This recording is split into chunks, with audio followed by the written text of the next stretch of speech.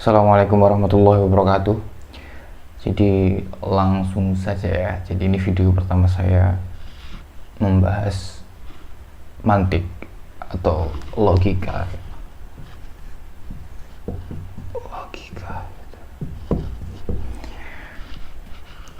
Untuk sejarahnya, latar belakang munculnya mantik dalam keilmuan Islam dan kaitannya dengan logika, kemudian itu berasalnya dari mana disiplin ilmu mantik dan hukumnya apa mempelajari mantik, sepertinya itu udah persoalan klasik dan kita bisa mencarinya di YouTube atau di artikel-artikel ilmiah di Google, itu sudah banyak.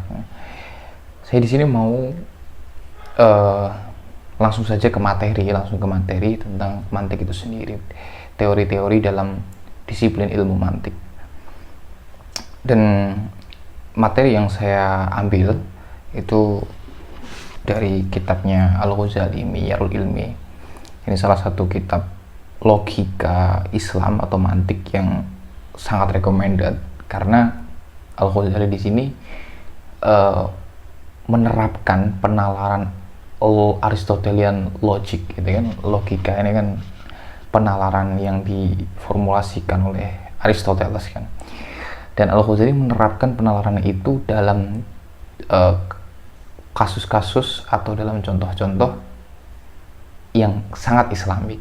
Contoh kayak dalam Al-Quran, dalam persoalan-persoalan fikih dan lain sebagainya. Jadi sangat masuk akal, khususnya bagi para santri atau mereka yang serius dalam beragama Islam gitu kan, untuk membaca buku ini gitu.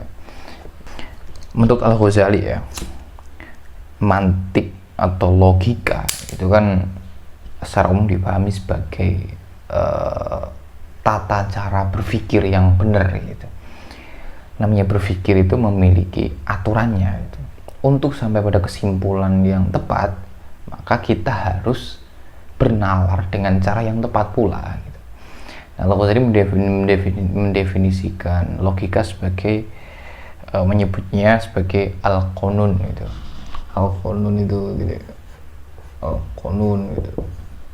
Atau katakanlah ya aturan-aturan atau undang-undang gitu.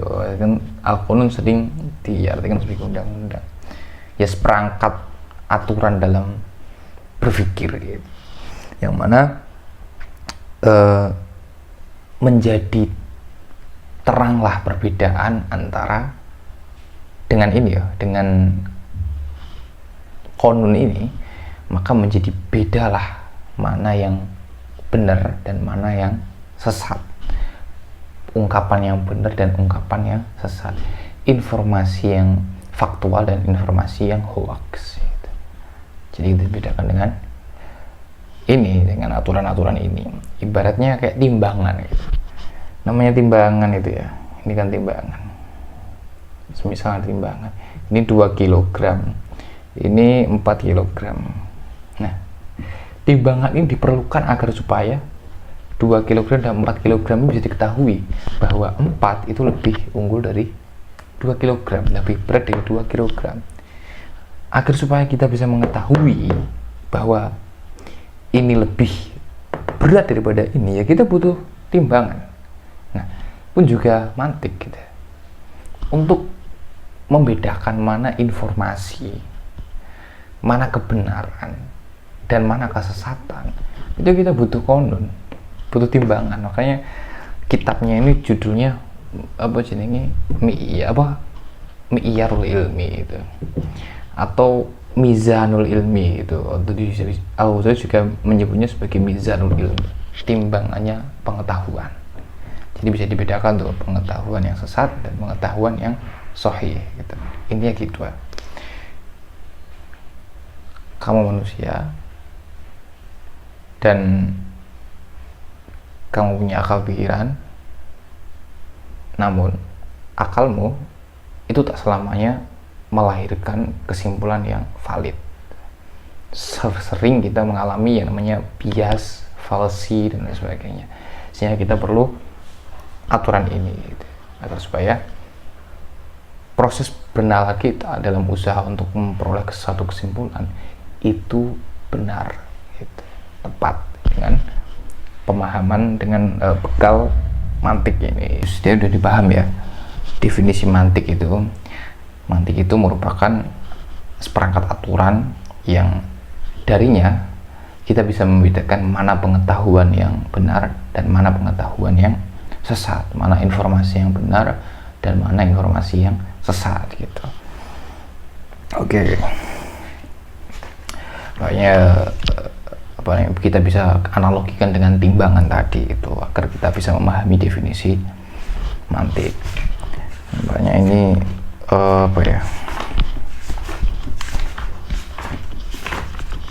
Oke, kita berhubung kitab materi saya ini dari Al-Ghazali, maka saya ngikut sama kitabnya saja itu. Bentar spidolnya.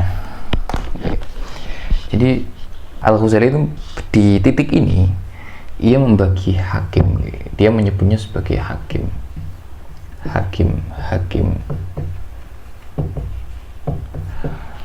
Paham hakim kan?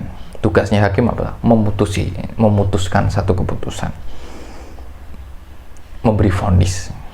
Nah, berarti dalam konteks logika, berarti hakim ini tugasnya adalah memutuskan bahwa ini benar atau ini salah, gitu. Oke. Al-Ghazali membagi hakim itu menjadi 3. Ada hakim hissi, gitu. Ada hakim waham, dan yang terakhir adalah akal, gitu. Hissi itu indra, waham itu ilusi, bisa imajinasi. Nah, akal ini akal, gitu. Di 3 ini, waham, akal, sama indra. Ini hakim yang ada pada diri manusia, gitu.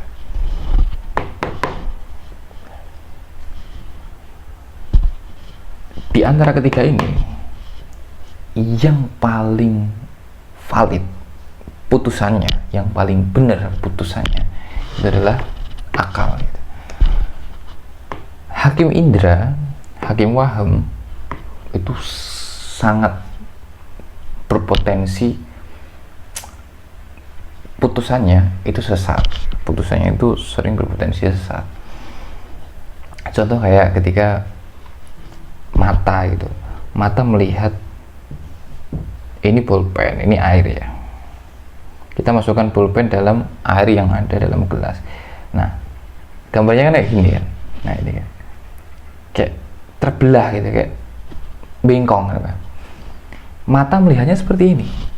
Tapi apakah realitanya pulpen yang kita masukkan ke dalam air yang berada di gelas ini bengkong? Kan enggak, gitu. Pun juga ketika kita melihat bulan dengan koin, kita sandingkan koin 500 ya, disandingkan dengan bulan, ukurannya sama, indera kita melihatnya itu sama-sama bunder dan ukurannya mirip. Apakah antara bulan dan koin tadi mirip, ukurannya sama? Kan enggak. Ia menjadi beda ketika kita mulai pakai nalar, pakai mengintervensikan jarak, gitu kan, bahwa antara koin dan bulan itu ada jarak yang begitu jauh sehingga itu terlihat sama, tanpa nalar, tanpa akal, ya wes sama wes.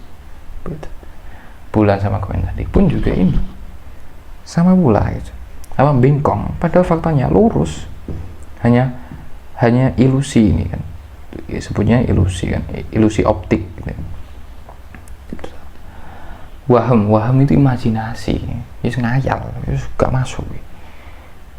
Kita ngayal, saya mengayal ada seorang manusia berkepala kuda. Bisa nggak imajinasi saya menggambarkan itu? Bisa. Wujud nggak? Wujud dalam alam imajinasi saya. Tapi apakah itu benar? Ya nggak benar lah. Itu ngayal, bos. Jadi akal yang menolak klaim dari indera dan imajinasi. Kalau kita kembali ke akal nih, contoh kita ketika menghayal sama seorang wanita itu kan, pacaran gitu, itu kerasa nikmat gitu.